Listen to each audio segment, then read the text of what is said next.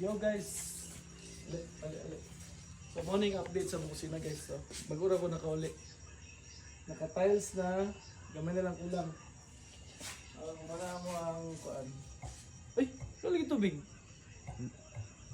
Okay, dapat nang tagtubig. Anong siguro? Naginit na sa gadari.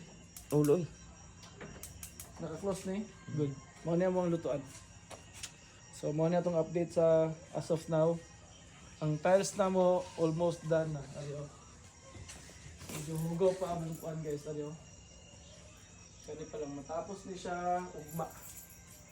So tanan ning matibok, semento ni sa tibok tanan. Stop. So bago lang ako guys, no. Tulog na ang mga tao sa balay. Tapos kita prepare sa ta. Boy, nakabag pa ko. So prepare sa ta. Mo niya kung gipamalingki kagay na. Kami so napay cauliflower para ugma, munggos, cauliflower para ugma, atong sagulang itlog, tas gisahon.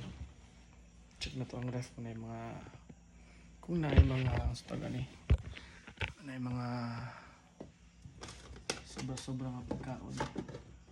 Actually ginapa kay magluto mo ko ginapa ang mga bahaw ako ginapakaon kada buntag.